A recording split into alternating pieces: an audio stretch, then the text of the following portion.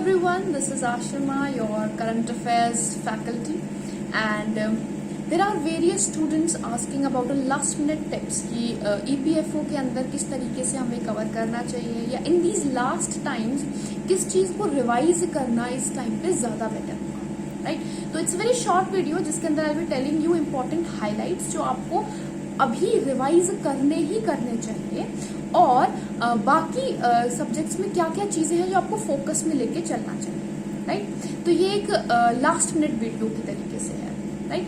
तो सबसे पहली चीज कि अभी के टाइम पे सिंस आप लोग बहुत पहले से तैयारी कर रहे हैं तो you all have your notes prepared, right. You all have prepared your current affairs, you have gone through all the important updates, जितनी भी अपडेट्स रही हैं in your subjects also, be it economics, English, general English, accounting tips, everything you have already covered, right?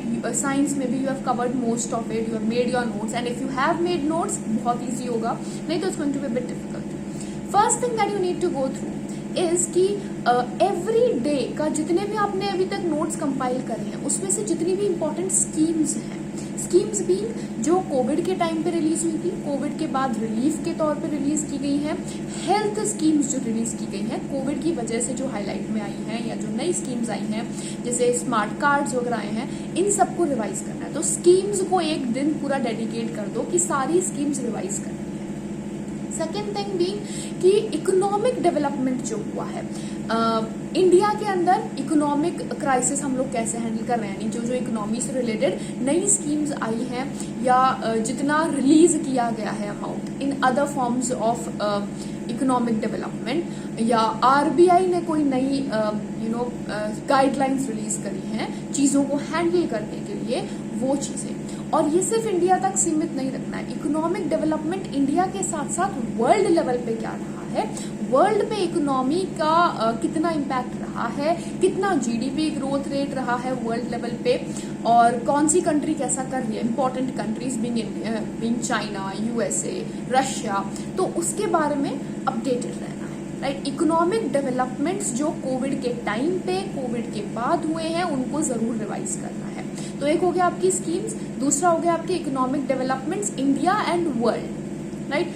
Third thing political developments, कोई नया act आया था, नए regulations, क्योंकि काफी सारे एक्ट्स आए थे, काफी सारे रेगुलेशंस आए थे, तो इंपॉर्टेंट एक्ट्स, इंपॉर्टेंट रेगुलेशंस जो रिलीज किए गए कोविड के टाइम पे, कोविड के गाइडलाइंस में जो न्यूज में आए आर्टिकल्स, जैसे कर्फ्यू लगाया गया था कई जगह पे, तो वो किस एक्ट क्या, किस आर्टिकल के तहत था। तो पॉलिटिकल सिग्निफिकेंस जो करंट अफेयर्स से जुड़ा हुआ रहा है, जो भी आपको political acts, constitutional acts, articles आपको न्यूज में कहीं ना कहीं पिछले 7 से 8 महीने में देखने को मिले हैं, उनको पूरे अच्छे से रिवाइज करना है, राइट। तो करंट अफेयर्स वैसे 7 से 8 महीने रहता है, लेकिन उससे जुड़ा हुआ पॉलिटी, उससे जुड़ा हुआ economic development India and world दोनों लेवल पे। And third thing political situation, हाँ पॉलिटिकल सिचुएशन वर्ल्ड की भी देखनी है, पॉलिटिकल सिचुएशन इंडिया की भी। वर्ल्ड के अंदर कौन सा आता है, जो भी वॉर हुए थे, इजराइल वाला वॉर हो गया या जो टेरिटोरियल डिस्प्यूट हुआ, उन सब चीजों को देख के चलना है, राइट। उन सब चीजों को रिवाइज जरूर करना है क्योंकि ईपीएफओ के लेवल पे ये सारी चीजें right.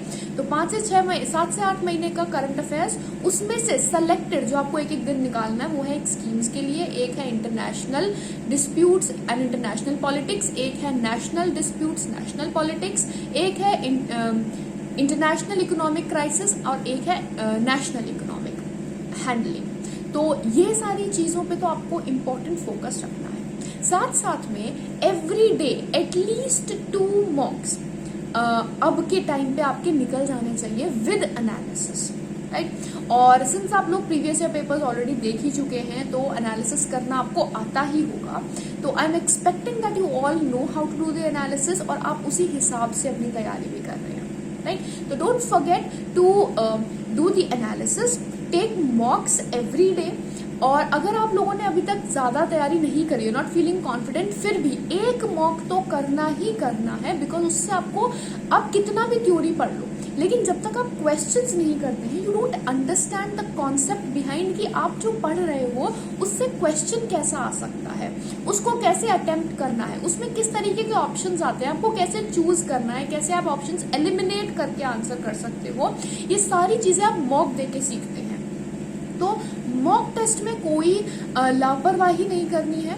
Do the mock test, take the mock test every day, daily basis पे विद एनालिसिस, पॉसिबल है तो 2, नहीं तो 1 मॉक। और रिवीजन के लिए as I have already told you, in terms of politics, in terms of economics, in terms of current affairs, in terms of general awareness, क्योंकि static section भी आता है करंट अफेयर्स से ही जुड़ा हुआ, तो you have to go through that. ये 4 segment आपको रिवाइज करने हैं। गिवन यू 5 to 6 टॉपिक्स जो आपको time to time daily revise करने हैं till your exam date, right. तो टेक नाउ, ये 5th को आपका एग्जाम है, you don't have much time, तो start giving it your best, start revising, start giving topic oriented mocks also. इन topics पे टॉपिक ओरिएंटेड मॉक्स ज्यादा दो, क्योंकि एक सेगमेंट पे आपको हो सकता है वो क्वेश्चन ना मिले जो दूसरे सेगमेंट में मिले, लेकिन सोर्सेज डिवाइड नहीं करने हैं। सोर्सेज एक ही रखना है, जहां से भी आप ले रहे हैं अपना कंटेंट या थ्योरी जहां से ले रहे हैं, don't go for new theory, जितना पढ़ा है उतना ही रखो।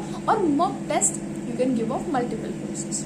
You know my Telegram ID ashima_shukla। तो कहीं भी आपको कोई डाउट लगता है, आप वो टेलीग्राम चैनल ज्वाइन कर सकते हैं, उसमें डिस्कशन ग्रुप भी है, अपना डिस्कशन के लिए क्वेश्चंस दे सकते हैं। किसी भी क्वेश्चन में डाउट है, किसी पॉइंट पे डाउट है, you can ask it over there, you are most free. Link आप लोगों को नीचे अवेलेबल होगा टेलीग्राम का, तो you can join it there. I hope this session has been helpful, और कॉमेंट सेक्शन में अपने डाउट्स भी डाल सकते हैं, I take care of that. Have a great day. Good luck with your preparation, all of you, and I hope your exam goes well. Good luck to all of you.